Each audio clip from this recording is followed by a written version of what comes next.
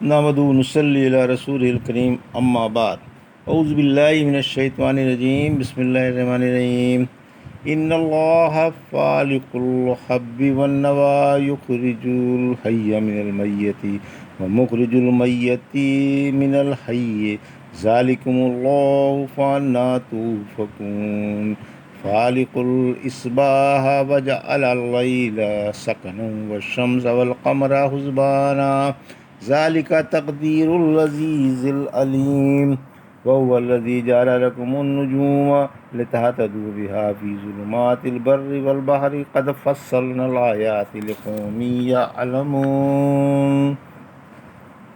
وهو الذی انشأکم من نفس واحدة ومستقر ومستودع قد فصلنا الآیات لقوم یفقهون وهو الذي أنزل من السماء ماء فأخرجنا به نبات كل شيء فأخرجنا منه خضرا نخرج منه حبا متراكبا ومن النخل من طلعها قنوان دانية وجنات من عناب والزيتون والرمان مشتبه وغير متشابه انظر إلى ثمره إذا أثمر وينعه إن في ذلكم لآيات لقوم يؤمنون وجعلوا لله شركاء الجن وخلقهم وخرقوا له بنين وبنات بغير علم سبحانه وتعالى عما يصفون۔ ابھی آپ نے سورہ انعام کی آیت 95 سے 100 تک کی تلاوت سماعت فرمائی۔ ان آیتوں کا ترجمہ اور تفسیر اس طرح ہے: ان اللہ فالق الحب والنوى یخرج الحی من المیت ومخرج المیت من الحی ذالکم اللہ فانا توفکون۔ آیت 95۔ فالق الاصباح وجعل اللیل سکنا والشمس والقمر حسبانا ذالک تقدیر العزیز العلیم۔ آیت 96۔ وهو الذی جعل لکم النجوم لتہتدوا بها فی ظلمات البر والبحر قد فصلنا الآیات لقوم یعلمون۔ آیت 97۔ ترجمہ: دیکھو اللہ دانے اور گٹھلی کو پھاڑنے والا ہے، وہ زندہ کو مردوں سے پیدا کرتا ہے اور مردہ کو زندوں سے۔ یہ ہے تمہارا اللہ، پھر کیوں اوندھے چلتے ہو؟ سحر کی پو پھاڑنے والا ہے، اس نے رات کو سکون کے لیے اور سورج اور چاند کو حساب کے لیے بنایا، یہ غالب جاننے والے کا مقرر کیا ہوا ہے۔ اسی نے تمہارے لیے تارے بنائے تاکہ تم بحر و بر کی تاریکیوں میں ان سے راہ معلوم کرو۔ ہم نے جاننے والوں کے لیے آیتیں تفصیل سے بیان کر دیں۔ اسی نے تمہیں ایک جان سے پیدا کیا، پھر تمہارا ایک ٹھکانہ ہے اور ایک امانت گاہ۔ ہم نے سمجھداروں کے لیے تفصیل سے آیتیں بیان کر دی ہیں۔ یہ تھا ترجمہ سورہ انعام کی آیت 95 سے 97 کا۔ تفسیر: آیت 95: زندوں سے مردوں کی اور مردوں سے زندوں کی پیدائش، یعنی اللہ ہی خشک دانے کو اور سوکھی گٹھلی کو نمناک زمین میں پھاڑ دیتا ہے، جن سے طرح طرح کی بوٹیاں اور کھیتیاں اور مختلف رنگ و روپ و ذائقے کے پھل پیدا ہوتے ہیں۔ وہی زندہ نباتات مردہ بیجوں سے پیدا کرتا ہے۔ سورہ یاسین میں فرمایا، آیت 33-34 میں، ان کے لیے مردہ زمین بھی ایک نشانی ہے، ہم نے زندہ کر کے اس سے غلہ پیدا کیا جس سے وہ کھاتے ہیں، اور ہم نے اس میں کھجوروں اور انگوروں کے باغ پیدا کر دیے، اور ہم نے اس میں چشمے بنا دیے تاکہ لوگ ان کے پھل کھائیں جو ان کے ہاتھوں نے پیدا نہیں کیے، پھر شکر کیوں نہیں ادا کرتے؟ وہ ذات پاک ہے جس نے نباتات کے جوڑے جوڑے پیدا کیے، اور ان کی جانوں کے بھی اور ان چیزوں کے بھی جن کو وہ نہیں جانتے۔ پھر فرمایا کہ ان تمام کاموں کا کرنے والا اللہ ہے جو اکیلا ہے اور جس کا کوئی شریک نہیں۔ پھر تم حق سے باطل کی طرف کیوں پھرتے جاتے ہو اور کیوں غیر اللہ کی پرستش کرتے ہو؟ آیت 96۔ یعنی اللہ اندھیرے اور اجالے کا خالق ہے، جیسا کہ شروع صورت نے فرمایا۔ سورہ انعام کی پہلی آیت میں اسی نے اندھیروں اور اجالے کو پیدا کیا اور وہی رات کے اندھیروں کو صبح کی روشنی سے پھاڑ دیتا ہے، جس سے تمام دنیا میں اجالا ہو جاتا ہے، افق روشن ہو جاتا ہے، اندھیرے سمٹنے لگتے ہیں، رات میں اپنی سیاہی کے روپوش ہونے لگتی ہے اور دن میں اپنی چمک کے مسکراتا ہوا آ جاتا ہے۔ سورہ اعراف کی آیت 54 میں فرمایا، دن رات کو ڈھانپ لیتا ہے اور اسے دوڑاتا ہوا پکڑ لیتا ہے۔ اللہ نے اپنی قدرت بیان کی کہ اللہ نے متضاد چیزیں پیدا کیں جو ایک دوسرے سے مختلف ہیں، اور ہر ایک اللہ کی کمال عظمت پر اور عظیم غلبے پر دلالت کرتی ہے۔ فرمایا، اس نے صبح کا نور پیدا کیا، پھر اس کے مقابلے میں پرسکون رات پیدا کی، یعنی وہ رات جس پر تاریکیوں کے پردے پڑے ہوئے ہیں تاکہ ہر چیز کو سکون حاصل ہو جائے۔ سورہ ضحیٰ کی پہلی آیت میں فرمایا، روشنی کی قسم اور رات کی قسم جب کہ وہ پردہ ڈال دے۔ سورہ لیل کی آیت 1 سے 7 میں فرمایا، رات کی قسم جب کہ وہ ڈھانپ لے اور دن کی قسم جب وہ روشن ہو جائے۔ سورہ شمس کی آیت 4 میں فرمایا، دن کی قسم جب وہ اسے روشن کر دے اور رات کی قسم جب وہ اسے ڈھانک لے۔ نظام شمسی کی باقاعدگی پھر فرمایا، سورج اور چاند کو ایک نظام سے پیدا کیا، یعنی ان کی رفتار ایک معین و مخصوص اور باقاعدہ حساب سے ہے جس میں رد و بدل اور بے قاعدگی نہیں، بلکہ ہر ایک کی منزلیں ہیں جن میں وہ گرمی اور جاڑے میں آتے جاتے رہتے ہیں، جس کے نتیجے میں اختلاف پیدا ہوتا رہتا ہے۔ کبھی دن بڑا ہو جاتا ہے اور رات چھوٹی، کبھی رات بڑی ہو جاتی ہے اور دن چھوٹا، اور کبھی دونوں برابر ہو جاتے ہیں۔ سورہ یونس کی آیت 5 میں فرمایا، اللہ نے سورج کو روشن اور چاند کو منور بنایا اور ان کی منزلیں متعین فرمائیں تاکہ تم سالوں کی تعداد اور حساب جان لو۔ سورہ یاسین کی آیت 40 میں فرمایا، نہ سورج کے لیے لائق ہے کہ وہ چاند کو پکڑ لے اور نہ رات دن سے آگے بڑھنے والی ہے، ہر ایک اپنے اپنے فلک میں گردش کر رہا ہے۔ سورہ الاعراف کی آیت 54 میں فرمایا، سورج، چاند اور تارے اللہ کے حکم کے تابع دار ہیں۔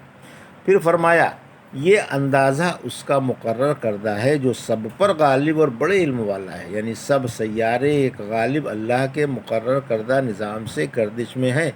اللہ سب پر غالب ہے، کوئی اس کا حکم ٹال نہیں سکتا اور نہ مخالفت و مزاحمت کر سکتا ہے، اور وہ ہر چیز کو جانتا ہے، کوئی چیز اس سے چھپی ہوئی نہیں ہے۔ آیت 97، یعنی اللہ ہی نے تمہارے دنیاوی فائدے اور ضرورت کے لیے تاروں کو بنایا تاکہ تم ان کی تاریکیوں میں ان سے راہ معلوم کرو، یعنی سمت متعین کر کے صحیح سمت میں سفر جاری رکھ سکو۔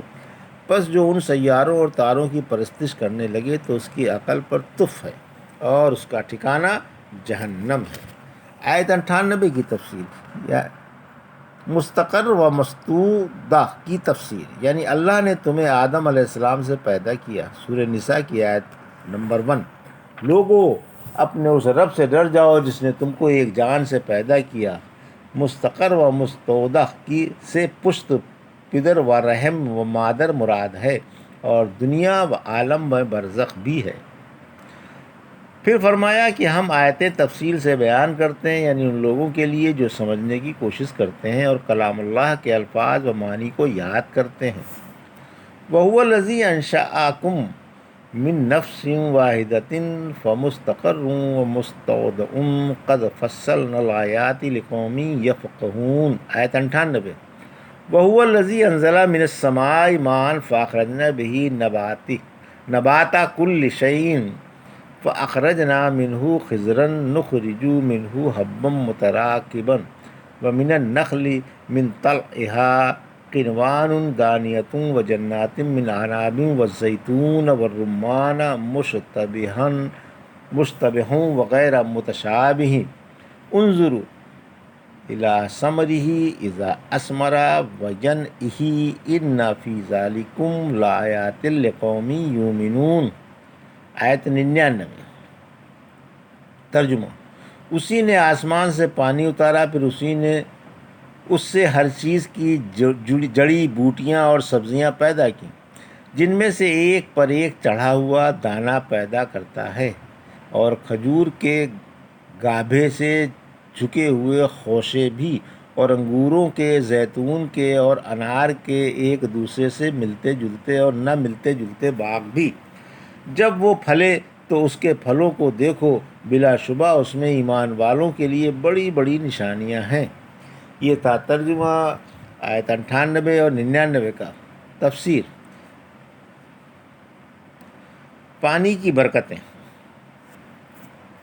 اللہ ہی نے آسمان سے بادلوں کے ذریعے ایک اندازے سے برکت والا پانی برسایا جس سے بندوں کی روزی پیدا ہوتی ہے، مردہ زمین زندہ ہو جاتی ہے، اور اس سے اللہ اپنے بندوں کی فریاد سن کر ان پر مہربانی فرماتا ہے۔ پھر اسی نے پانی سے ہر چیز کی بوٹیاں پیدا کیں۔ سورہ انبیاء کی آیت 30 میں فرمایا ہم نے پانی سے ہر زندہ چیز پیدا کی۔ پھر فرمایا ہم نے اس سے سبزیاں پیدا کیں، یعنی سبز کھیتیاں اور سبز اور ہرے بھرے درخت۔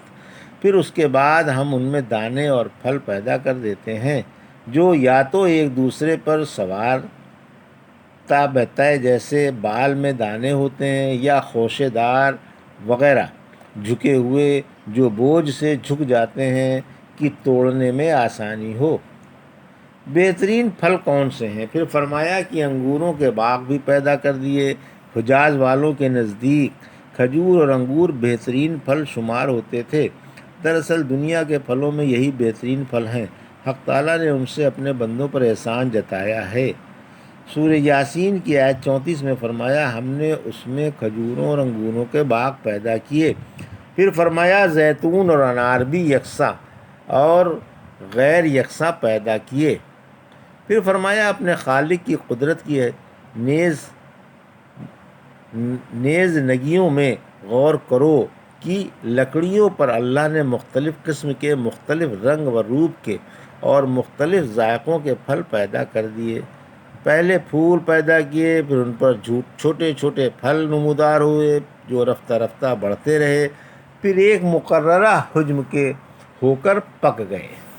سورہ رعد کی آیت 4 میں فرمایا اور زمین کے برابر برابر ٹکڑے ہیں، اور ان میں انگور کے کھیتوں اور کھجوروں کے جو ایک یا دو تنے رکھتی ہے باغ ہیں، جن کو ایک ہی پانی سے سیراب کیا جاتا ہے، اور ہم ذائقے میں بعض کو بعض پر فضیلت عطا فرما دیتے ہیں۔ اسی وجہ سے یہاں فرمایا کہ اے لوگو، اس میں خالق کی کمال قدرت، کمال حکمت و رحمت کی نشانیاں ہیں، لیکن وہی ان نشانیوں سے فائدہ اٹھاتے ہیں جن کا اللہ پر ایمان ہے اور اس کے رسولوں کی پیروی کرتے ہیں۔ وَجَعَلُوا لِلَّهِ شُرَكَاءَ الْجِنِّ وَخَلَقَهُمْ وَخَرَقُوا لَهُ بَنِينَ وَبَنَاتٍ بِغَيْرِ عِلْمٍ سُبْحَانَهُ وَتَعَالَىٰ عَمَّا يَصِفُونَ۔ آیت 100۔ ترجمہ۔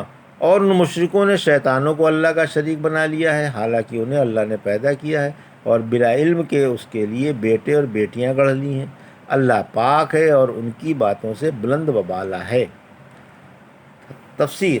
آیت 100۔ مشرکوں کی مذمت۔ اس آیت میں مشرکوں کی ترویج ہے جو اللہ کے ساتھ غیر اللہ کی پرستش کرتے ہیں اور اسے اللہ کی عبادت میں شریک کرتے ہیں۔ ان بدبختوں نے اللہ کی عبادت میں شیطانوں کو شریک کر لیا اور انہیں پوجنے لگے۔ اللہ پاک ہے اور شرک و کفر سے بلند و برتر ہے۔ سورہ یاسین کی آیت 60-61 میں فرمایا اے اولاد آدم، کیا میں نے تم سے اس بات کا اقرار نہ کرا لیا تھا کہ شیطان کی عبادت نہ کرنا، کیونکہ وہ تمہارا کھلا دشمن ہے، اور میری ہی عبادت کرنا، یہ سیدھی راہ ہے۔ فرشتے قیامت کے روز کہیں گے۔ سورہ سبا کی آیت 41 میں فرمایا اے اللہ تو پاک ہے، وہ ہمارے دوست نہیں، تو ہی ہمارا دوست ہے، یہ ہماری نہیں بلکہ جنوں کی عبادت کیا کرتے تھے۔ اکثر لوگوں کا جنوں پر ایمان تھا، اسی وجہ سے حق تعالیٰ نے یہاں فرمایا کہ اللہ ہی نے انہیں پیدا کیا، پھر اپنے خالق کو چھوڑ کر کیوں جنوں کی پرستش کرتے ہیں؟ جب خالق اللہ ہی ہے اور اس میں کوئی اس کا شریک نہیں، تو مخلوق کا فرض ہے کہ عبادت بھی اسی کی جائے اور عبادت میں کسی کو شریک نہ کیا جائے۔ پھر فرمایا کہ ان بدبختوں نے بلا کسی علم کے اللہ کے بیٹے اور بیٹیاں ٹھہرا لیں۔ وہ قطعی گمراہ ہیں جنہوں نے اللہ کی طرف اولاد کی نسبت کی، جیسا کہ یہودی عزیر کے بارے میں اور عیسائی مسیح علیہ السلام کے بارے میں، اور عرب کے مشرک فرشتوں کے بارے میں کہتے ہیں کہ یہ اللہ کے بیٹے اور بیٹیاں ہیں، حالانکہ اللہ پاک ان ظالموں کے بہتانوں سے بلند و بری ہے۔ ان لوگوں نے یہ اپنی طرف سے گڑھ لیا اور وہ شرک کے انجام سے اور اللہ کی عظمت و شان سے بے بہرہ اور جاہل ہیں، کیونکہ سچے معبود کی یہ شان نہیں کہ اس کی اولاد ہو یا بیوی ہو، اور نہ اس کی مخلوق میں سے کوئی اس کا شریک ہے۔ اسی وجہ سے فرمایا کہ حق تعالیٰ ان باتوں سے پاک و بلند ہے اور اولاد و شرکا سے بھی پاک و بری ہے۔ یہ تھا سورہ انعام کی آیت 95 سے 100 کا ترجمہ اور تفسیر جو ابھی آپ نے سماعت فرمائی۔ بارک اللہ لی و لکم فی القرآن الحکیم و نفعنا ایاکم بآیات الذکر الحکیم۔